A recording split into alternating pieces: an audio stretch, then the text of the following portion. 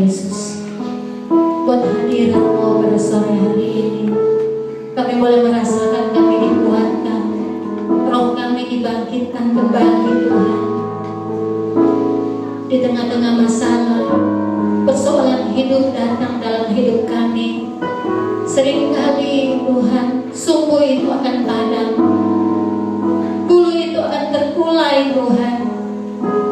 Tetapi Engkau membentuk kami Tuhan, lewat bulu yang terkulai, lewat sumbu yang sudah mau patah Tuhan. Tetapi dengan kasih-Mu Tuhan, karena kami percaya kami ini berharga di mata-Mu. Engkau sudah membentuk kehidupan kami, mengikis semua keinginan-keinginan daging di dalam hidup kami Tuhan. Seringkali kenyamanan-kenyamanan kami Engkau bongkar Tuhan, karena kami percaya Tuhan Yesus, Engkau mau supaya hidup kami lebih hari lebih berkenan kepada-Mu.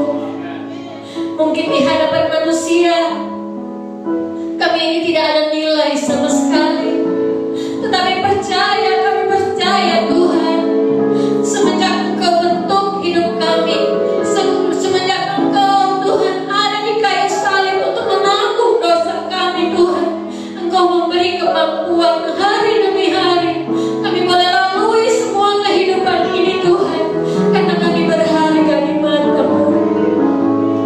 Kuatkan hidup kami Tuhan, mampukan kami Tuhan, agar benar-benar mengiringkan kami kepada-Mu Tuhan, tidak akan patah di tengah jalan, tidak akan tinggal Tuhan. Tetapi kami percaya di ujung air zaman ini Tuhan, Engkau sedang memisahkan mana gandum, mana ilalang Tuhan.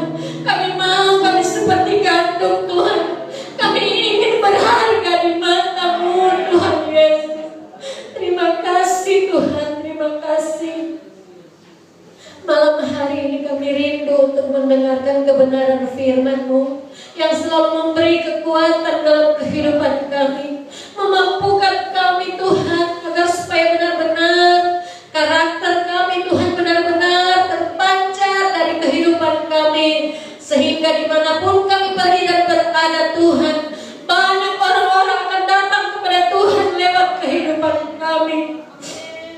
Mungkin masih banyak keluarga-keluarga kami yang belum diselamatkan, teman-teman kami yang belum diselamatkan. Tuhan, urapi kami, mampukan kami Tuhan, supaya kami boleh menjadi terang, bukan sumbu yang sudah padam Tuhan, tetapi sumbu yang bersinar, sehingga nama Tuhan akan dimuliakan lewat kehidupan kami.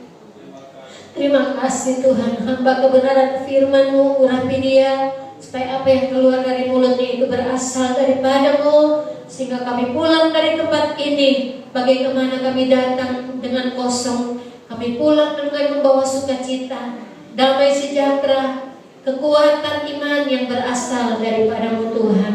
Terima kasih Tuhan Yesus, terima kasih Roh Kudus. Kami sudah berdoa, haleluya, amin.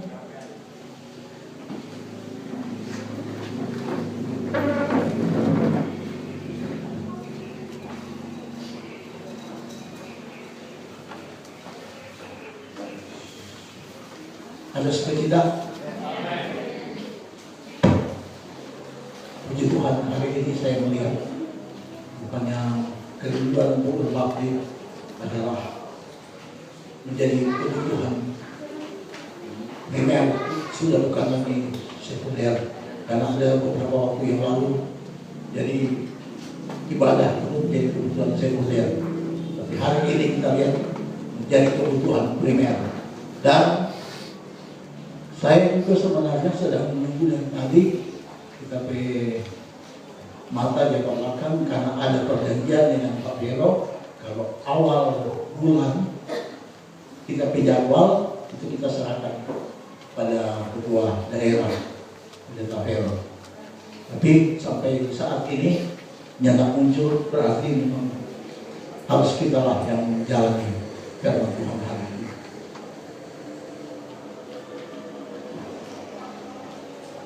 Dua kali firman Tuhan sebelum minggu ini selalu berbicara mengenai surga. Saya juga menyiapkan mengenai surga, tetapi melihat lagu-lagu tadi semua bertumbuh kepada Yesus. Jadi saya juga bingung, apakah kita harus menyelesaikan surga yang diberitakan oleh Pendeta Yonggi, kemudian minggu yang lalu oleh Pendeta Ray, bertumbuh kepada surga, semua menuju surga. Saya siapkan satu firman Tuhan untuk itu, tapi lagu-lagu berbeda. Lagu-lagu membawa saya kepada firman Tuhan yang sudah saya siapkan juga dari beberapa waktu yang lalu, yang sudah pernah saya sampaikan, yang mana hari-hari ini kita terlalu ditekan oleh COVID-19.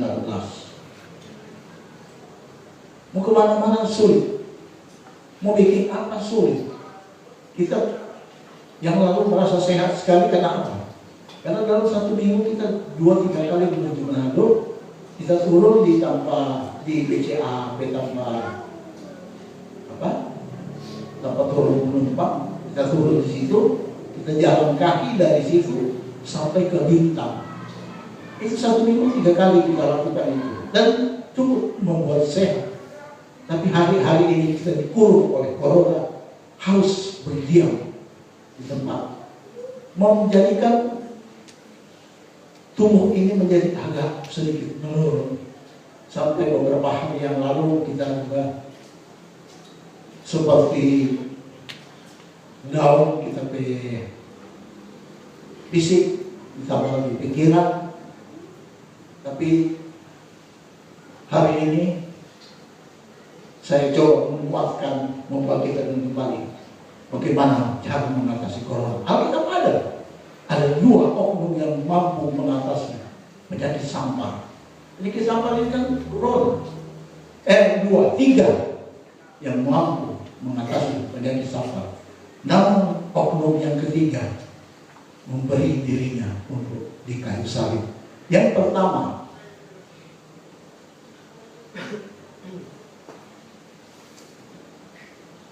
saya sebenarnya sampai hari ini merasa senang sekali dengan orang yang ada di GBI Victory, karena semenjak larangan ibadah itu dibuka, diizinkan, kita langsung bikin ibadah lagi. Hari ini satu gereja di bawah yang tidak bisa ibadah karena ada 1 orang kena yang WL lagi pada waktu hari Minggu, dan salah satu pendeta di atas juga kena. Jadi saya mengucap syukur kan sampai hari ini belum ada di GBI Victory yang terkena. Itu cuma karena kemuliaan Tuhan yang berlaku dalam kehidupan kita.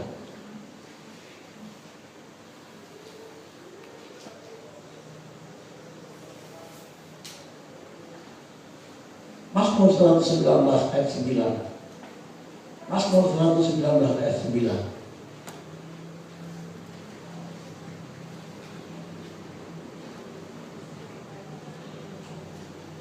Dengan apakah seorang muda mempertahankan kelakuan yang bersih? Dengan menjaganya sesuai dengan firman-Mu, firman Tuhan. Hari ini kita semua dibawa kepada kelakuan, mempertahankan kelakuan yang bersih dengan menjaganya sesuai dengan firman Tuhan. 3 oknum ini yang melakukan sesuai ayat ini. Yang pertama, kita dapat dalam Perjanjian Lama sebuah nama Pinehas. Itu terdapat dalam Bilangan 25 ayat 3 dulu, sambung ayat 6 sampai 12. Kebiasaan saya memang selalu dengan ayat-ayat, karena kita firman Tuhan maunya harus ada hubungan. Karena kita tidak terbiasa dengan apa-apa, kita selalu meminta hubungan dengan firman Tuhan. Ketika Israel berpasangan dengan Baal Peor, bangkitlah murka Tuhan terhadap Israel. Ayat 4 ayat 6. Kebetulan datanglah salah seorang Israel membawa seorang perempuan Biliam kepada sanak saudaranya. Dengan melihat Musa dan segenap umat Israel yang sedang bertangis-tangisan di depan pintu kemah pertemuan. Ketika hal itu dilihat oleh Pinehas, anak Eliezer, anak Imam Harun, bangunlah ia dari tengah-tengah umat itu dan mengambil sebuah tombak di tangannya. Kenapa? Mengejar orang Israel itu sampai ke ruang tengah dan mengikat mereka berdua, yakni orang Israel dan perempuan itu pada perutnya. Maka sama-sama baca. Maka berhentilah tulah itu menimpa orang Israel. Salah satu cara yang dilakukan oleh Pinehas. Namun kita baca dalam ayat selanjutnya. Orang yang mati karena tulah itu ada 24.000 orang banyaknya. Lanjut 10. Tuhan berfirman kepada Musa 11.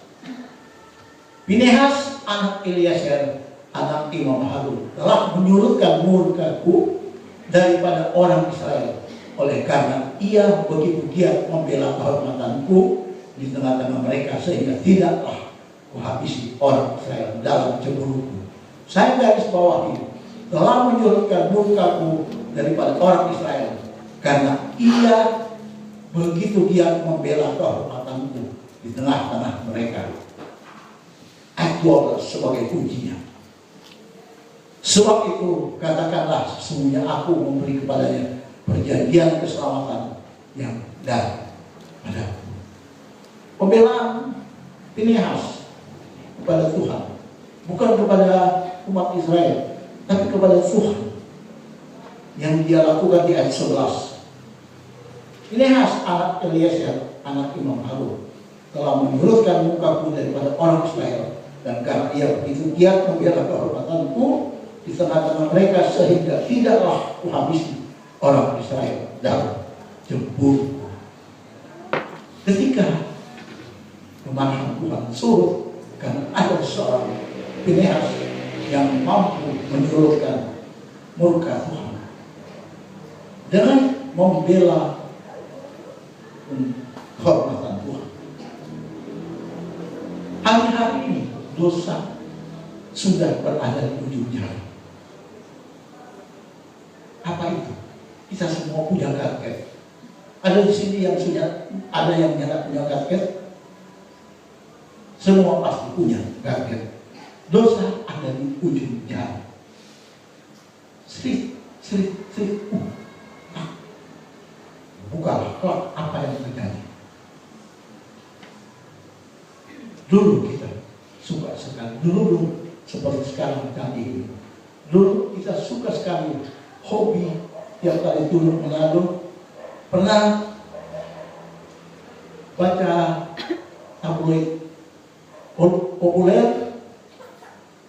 Pernah tahu? Tapi sekarang tidak. Di dalam tabloid populer itu apa isinya? Wanita berbusana mewah. Hari ini suka populer lagi mau beli di Manado. Ya enggak, ada di gadget. Serik. Dan dosa itu ada di mana? Lagi jalan. Begitu jadi, klik. Apa yang tertampang? Segala macam. Kalau orang dia bigo. Ada lagi sekarang yang lain, segala macam seperti itu. Ketika kita membuka itu, maka dosa menantang kita. Ketika kita klik dan ketagihan hari ini cuma melihat, besoknya lagi, wah enak berpuasa, sudah, seterusnya sampai datanglah ke kota. Aduh, apa gagal nih? Ada di sini. Mulai messenger. Apa gagal dok?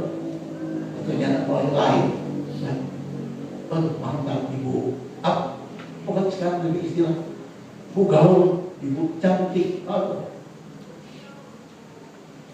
kira-kira seperti itulah. Berbalas pantun dari sebelah. Ya pastor,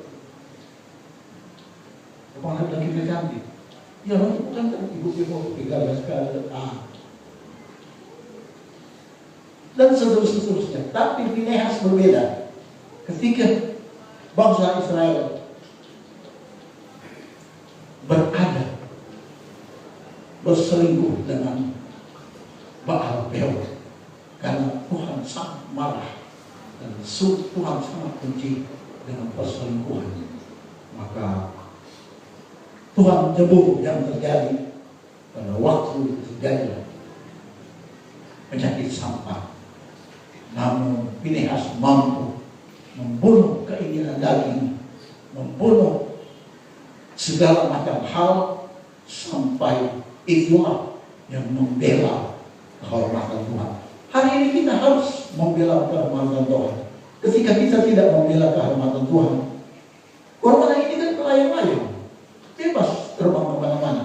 Kapan saja dia bisa datang, kapan saja dia menempel di tangankah ketika kita gosok mata, kena. Sedang berjalan saja di jalan, naik motor, orang lupa pakai masker, orang di mobil kebetulan ada corona, pas orang lewat, masuklah. Kenapa orang ketika orang lalai? Makanya selalu pemerintah kan bilang jaga 3M. Apa itu? Memakai masker, mencuci tangan, menjaga jarak. Hari-hari ini ketika kita membela kemuliaan Tuhan, membela kehormatan Tuhan, maka Tuhan mampu mengusir segala macam virus corona. Yang kedua, Daud. 2 Samuel 24 18 sampai 25. Yang pertama tadi Finehas, yang kedua Daud. Samuel 24 18 sampai 25. Pada hari itu datanglah Gad kepada Daud dan berkata kepadanya, pergilah, dirikanlah mezbah bagi Tuhan di tempat pengirikan Araunah orang Yeus itu. Saat ini sedang terjadi wabah penyakit sampar 19. Lalu pergilah Daud sesuai dengan perkataan Gad, seperti yang diperintahkan Tuhan. Lanjut. Ketika Araunah menjenguk dan melihat raja dengan pegawai-pegawai yang mendapatkannya, pergilah Araunah keluar lalu sujud kepada raja dengan mukanya ke tanah. Lanjut. Bertanyalah Araunah, mengapa Tuanku hanya datang kepada hambanya ini? Jawab, untuk membeli tempat pengiringan ini daripadamu dengan maksud mendirikan mezbah bagi Tuhan, supaya tulah ini berhenti menimpa rakyat. Sedang terjadi tulah penyakit sampar. Lanjut.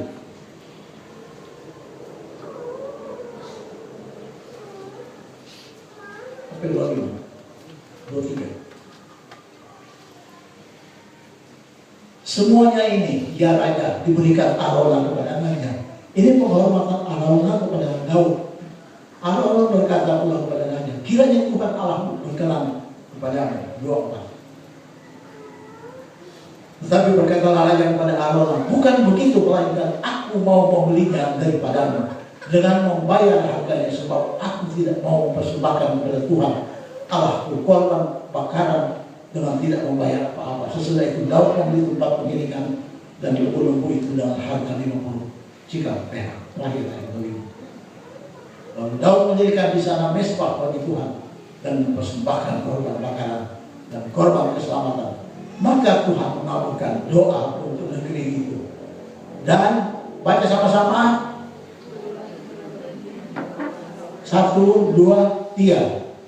Tulah itu berhenti menimpa orang Israel. Apa syaratnya? Mempersembahkan korban. Hari ini dari awal ibadah kita dibawa oleh WL kita yang dahsyat dengan pujian penyembahan yang sama-sama menaikkan pujian kita kepada Tuhan. Karena ayat ini barusan dikatakan membayar harga. Membayar harga itu seperti apa?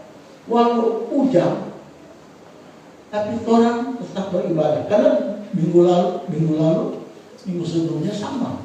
Hujan juga, tapi ibadah tetap berjalan dan orang-orang tetap datang beribadah. Itulah bayaran yang saudara, halangan apapun yang masalah ketika kita membayar harga untuk datang ke tempat ini, maka tulah itu berhenti menimpa orang Israel. Tulah itu berhenti menimpa GBI Victoria. Karena pujian penyembahan sudah dinaikkan dengan membayar harga. Kemarin itu kan bayar harga. Jam 3 solusi bersedia, mandi. Padahal semulai jam 3 itu dulu mata semulai sayup-sayup, semulai apa kunang-kunang, semulai lebih enak tidur. Tapi ketika Anda, saudara sekalian, membayar harga dan datang beribadah pada Tuhan, menaikkan puji-pujian yang dihantar oleh Bel, itulah yang mampu mengusir segala macam tulah menimpa kita hari ini di tempat ini. Jangan sampai selanjutnya ada.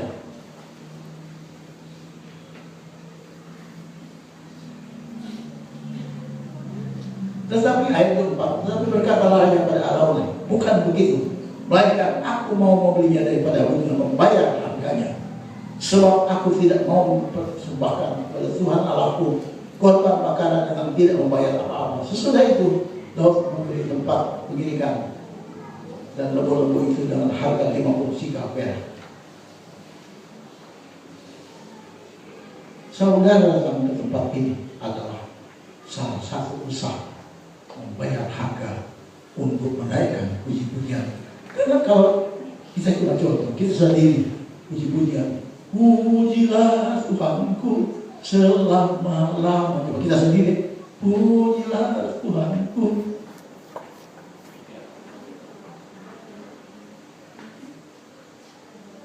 Sedap? Enak? Belum boleh kalau fals. Tapi ketika sama-sama orang yang fals hilang, semua cuma keluar gagah, manis dan mantap naik hadirat Tuhan itu dengan satu puji-pujian yang berbau harum. Karena itu biar orang kemana-mana, no problem. Karena ini janji Tuhan kok. Alkitab itu ya dan amin.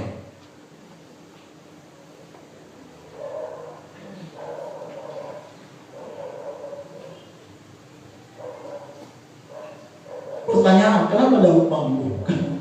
Daud membangun mesbah. Salah satu cara menghalau penyakit sampah adalah membangun mesbah puji-pujian. Mazmur 84 ayat 10. 84 ayat 10 Mazmur.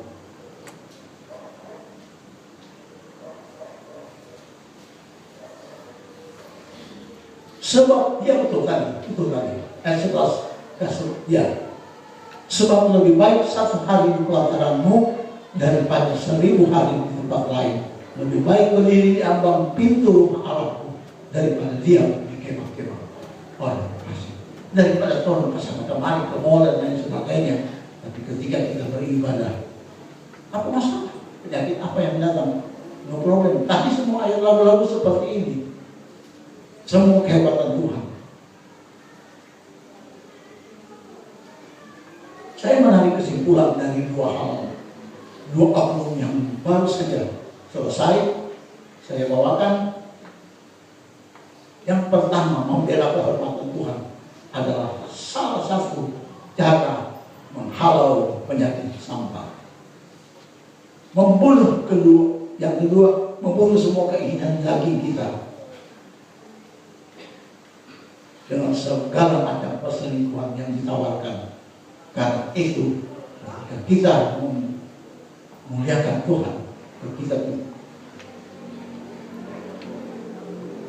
memuliakan Tuhan dan membela kehormatan Tuhan, maka penyakit sampah lalu akan lewat.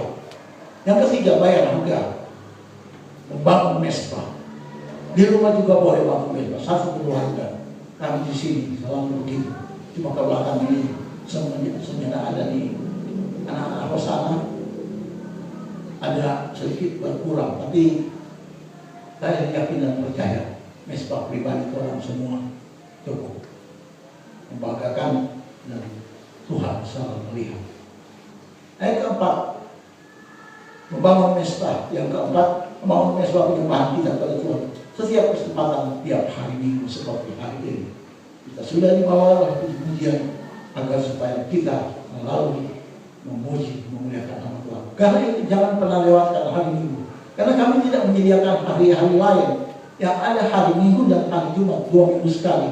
Yang pertama kalau Bapak punya bagian, yang kedua kaum wanita punya, yang ketiga pemuda punya bagian. Hari Jumat kalau pemuda punya bagian. Cuma saya sayangkan pemuda hampir cuma Kristo yang ada dengan.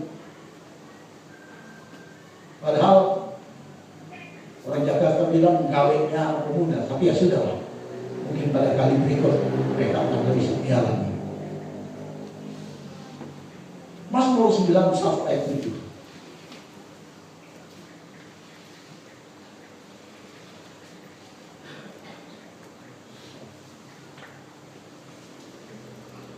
Mazmur 91 ayat 7. Walau 1.000 orang rebah di sisimu dan 10.000 di sebelah kanan, tetapi itu tidak akan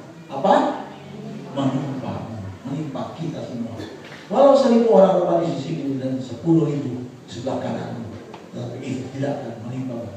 Karena kita sudah membela kehormatan Tuhan, kita sudah membangun mesbah dan puji-pujian sudah dinaikkan. Itulah yang menjadi perkenanan Tuhan. Apapun yang kita lakukan, Tuhan selalu beserta dalam itu. Yang ketiga, Yesus Kristus, oknum yang menyelamatkan. Yesus bukan menyelamatkan cuma di dunia ini, tapi Dia juga menyelamatkan semua manusia menuju surga. Seperti apa yang Yesus lakukan? Pertama, Yesus dijual 30 keping perak. Masa Yesusnya tahu Yudas jual Yesus 30 keping perak? Pasti Tuhan tahu, pasti Yesus tahu. Harga Yesus cuma 30 keping perak. Yesus dijual seperti itu. Karena pada saat itu 30 keping perak itu harga seorang upah. Harga budak yang akan dibeli 30 keping perak. Yesus biarkan 30 keping perak, dirinya dijual. Yang kedua, kita semua tahu Yesus itu kan dari pertama sudah dikatakan adalah raja.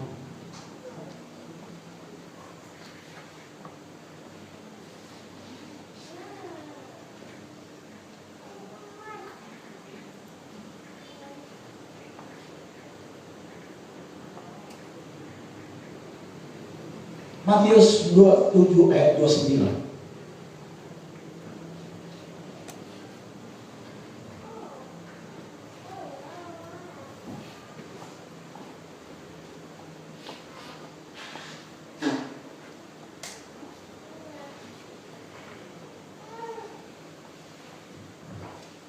Mereka mengenyam sebuah mahkota duri dan menaruhnya di atas kepalanya, lalu memberikan dia sebatang bulu di tangannya, di tangan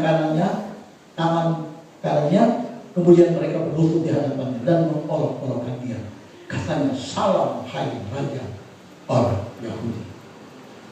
Kita semua tahu pada waktu Yesus lahir, apa yang datang, siapa yang datang? Pada waktu Yesus lahir, siapa yang datang memberkati Yesus? Orang Majus. Orang Majus datang menghadap Yesus karena apa? Apakah mereka tidak tahu siapa Yesus? Tahu. Mereka tahu adalah seorang raja yang lahir di Bethlehem, akan lahir di Bethlehem, dialah Yesus. Di sini dikatakan mahkota duri. Tapi orang Majus melihat Yesus adalah seorang raja. Herodes cari tahu kenapa ada orang Majus yang mau datang menyembah kepada Yesus, pada bayi yang baru lahir. Maka dicarilah kitab lama. Maka dikatakan akan lahir di Bethlehem seorang raja yang akan menebus isi dunia ini. Artinya apa? Artinya Yesus itu seorang raja. Dari keturunan siapa? Dari keturunan Daud.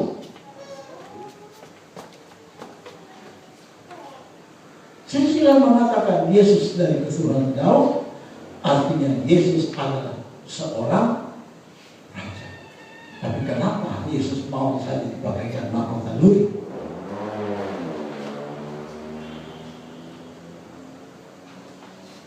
Yesus ditembeleng, Yesus dipukul, dihina, bahkan diolok-olok. Salam hai raja orang Yahudi. Yesus itu siapa? Dijual 30 keping perak, masa Yesus tahu? Pasti Yesus tahu. Orang sama itu kan masih sedikit, pasti orang murah apa Yudas.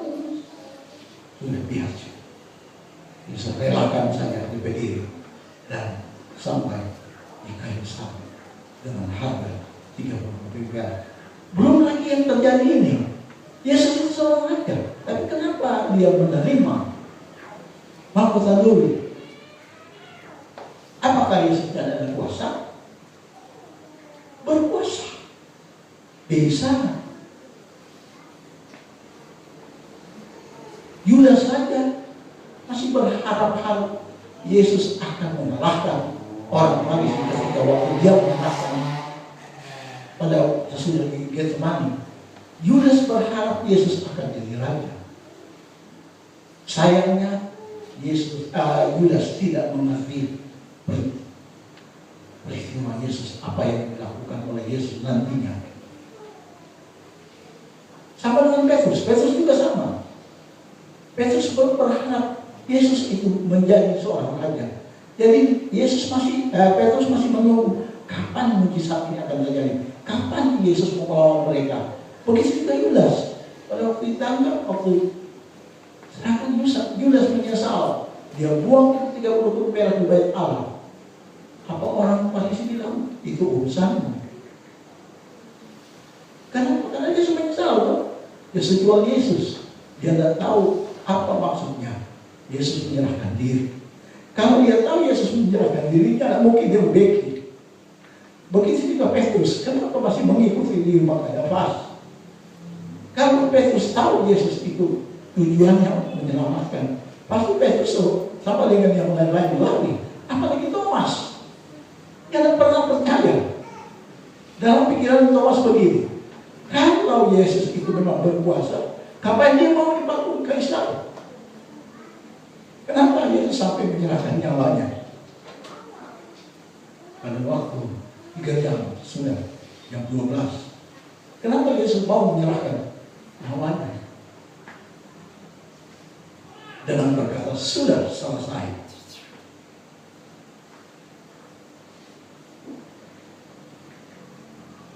Yakin baru bersih selamat hari ini? Yakin selamat hari ini? Siapa yang menebus? Yesus. Kalau mau mati dari corona sebentar malam atau mati dari apa, tapi kalau ketika orang terima Yesus, no problem, tidak masalah. Karena semua firman Tuhan kedua kali berturut-turut mengatakan menuju ke surga cuma melalui siapa? Melalui Yesus. Satu-satunya jalan menuju ke surga melalui Yesus. Saya membawa, karena ini kan semoleka Paskah. Jadi ketika Yesus mau menyerahkan kerajaannya di tangan orang Farisi, membiarkan dirinya dihina, dicambuk, dipukul, bahkan sampai di kayu salib, itu adalah kasih karunia yang Tuhan berikan pada saya dan saudara sekalian. Kenapa Tuhan berikan? Karena Tuhan tahu manusia yang lain selamat. Perjanjian lama, imam-imam kepala cuma sebagai di bagian luar dipoles oleh kapur putih, di dalamnya penuh kebusukan. Tapi Yesus tidak berpikir seperti itu. Yang Yesus pikirkan, manusia semua tidak mau. Sampai hari ini semua tidak mau. Apalagi ini dulu kasihan. Loh.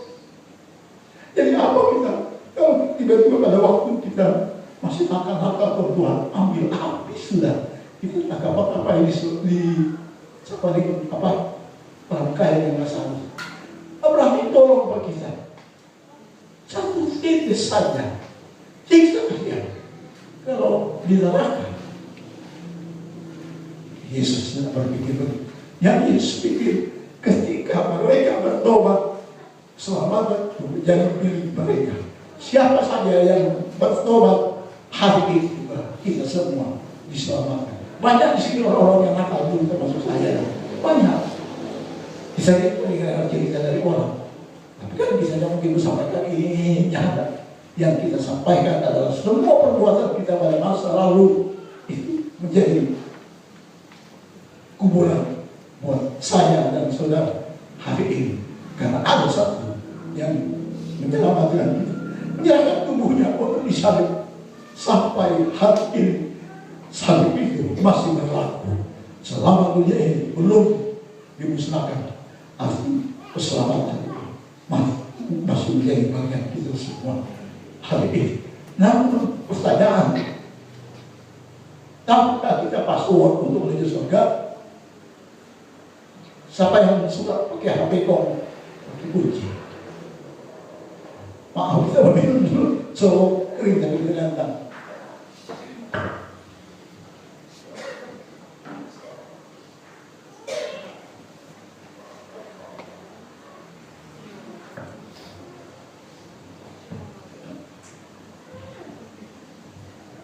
Gua memang Tuhan 2 minggu berturut-turut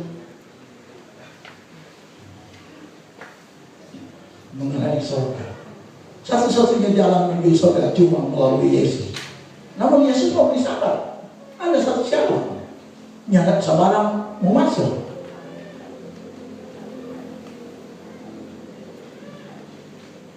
Matius 8 ayat 3. Matius 8 ayat 3. Lalu Yesus mengulurkan tangannya, menjamah orang itu dan berkata, "Aku mau, jadilah engkau tahir." Salah. Katanya. Matius 18 ayat 3. 18 bukan 3. Sorry. Ya, ini bebas paspor. Sama-sama katakan 1, 2, 3.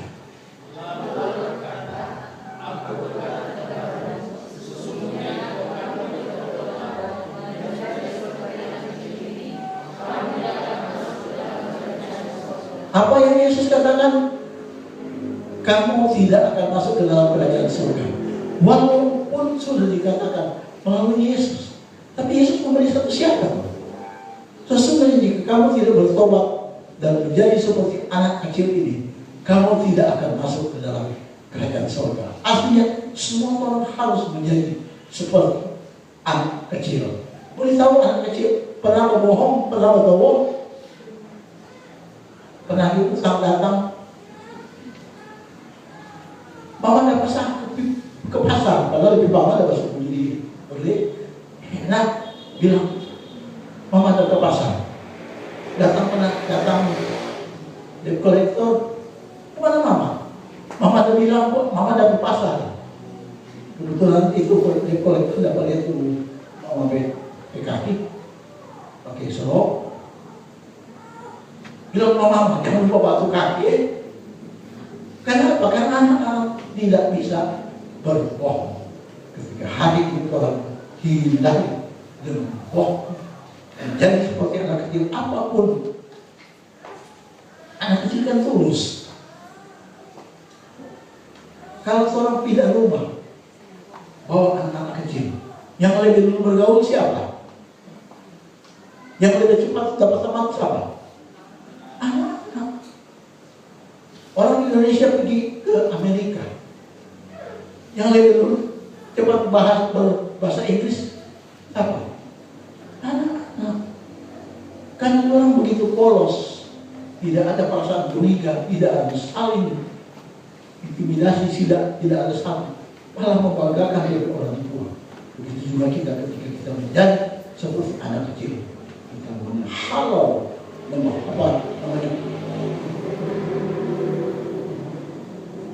ketika kita menyuruhkan hati Tuhan dengan melakukan segala yang tidak Tuhan inginkan. Tuhan benci saat itulah password dibuka. Orang buka HP 1, 2, 3, 4, 5, 6. Orang buka salah dari 1, 2, 3, 4, 5, 6 yang pernah kita buka. Karena itu ketika kita masuk surga juga kita harus punya. Yesus sendiri yang bilang kamu tidak akan masuk ke dalam kerajaan surga ketika kita tidak menjadi seperti anak kecil. Sekian firman Tuhan yang sudah saya sampaikan hari ini. Yang menjadi persoalan di sini, ketika Yesus menyerahkan dirinya di kayu salib, Dia tidak melihat latar belakang kita, tidak melihat kelakuan-kelakuan kita, tapi Yesus cuma melihat mereka, kita semua harus diselamatkan. Karena itu Dia menyerahkan diri di kayu salib. Bisa dong Yesus geret-geret. Siapa lu orang? Siapa lu, siapa gue? Saya ingin Yesus, saya ingin Raja. Kerajaan ini Dia lepaskan, pakaikan mahkota ini. Karena apa? Karena Yesus cinta manusia. Yohanes 3 ayat 6 sebagai ayat terakhir.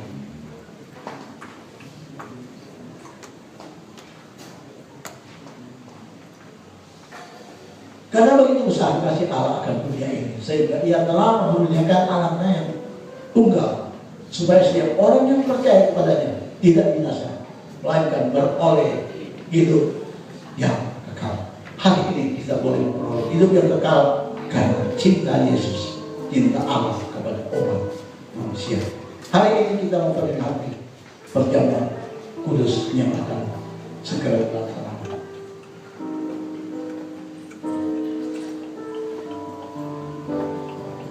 Yang sudah dikatakan melayani mari silakan.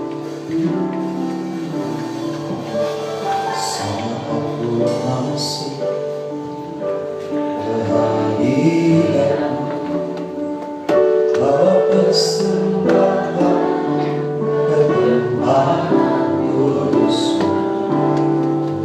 pujian tunaikan sembah berikan bagimu Allah yang mulia.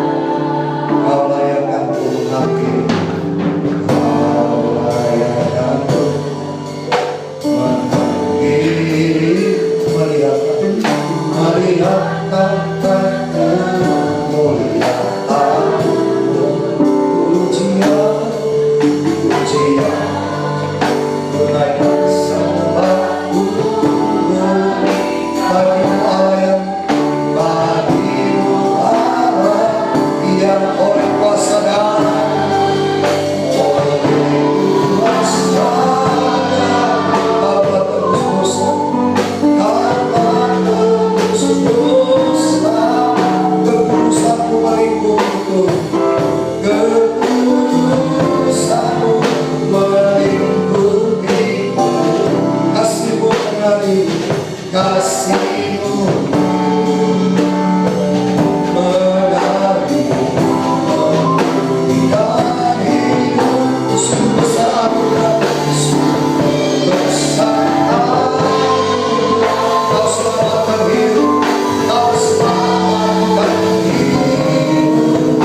menjadi ciptaan yang baru, menjadi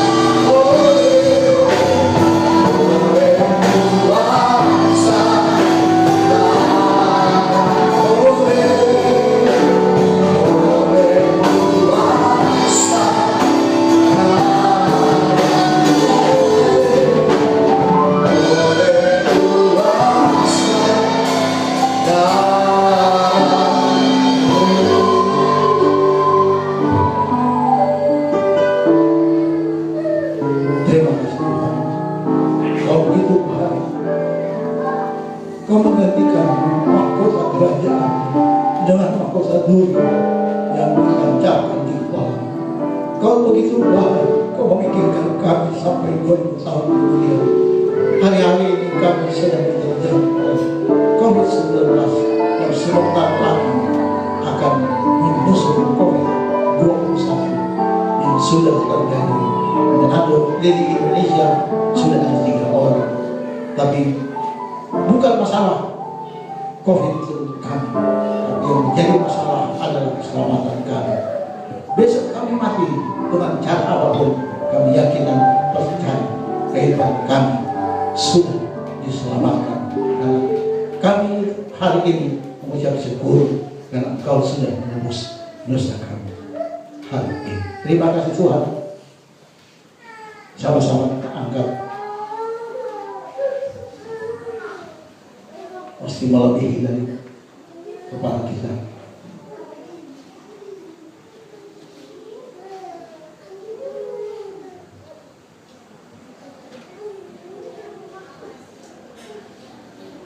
Sebab apa yang telah kutuliskan kepadamu telah kuterima dari Tuhan, yaitu bahwa Tuhan Yesus pada malam waktu ia diserahkan mengambil roti dari sesudah itu ia mengucap syukur atasnya, ia memecah-mecahkannya dan berkata, inilah tubuhku yang diserahkan bagi kamu. Perbuatlah ini jadi peringatan akan aku. Makanlah dalam nama Tuhan Yesus Kristus. Makanlah.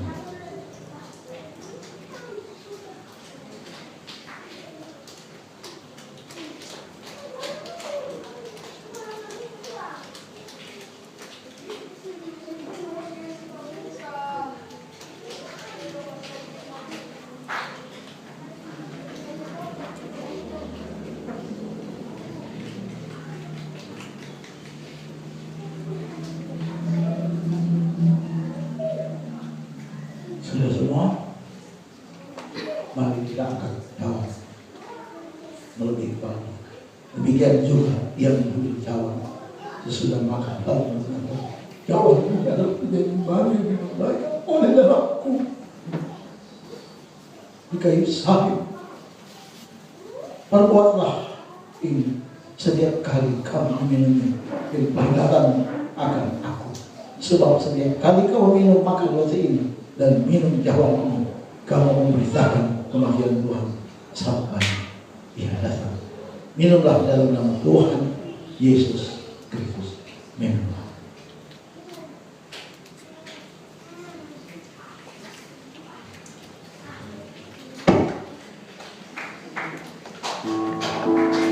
Kita tepuk tangan buat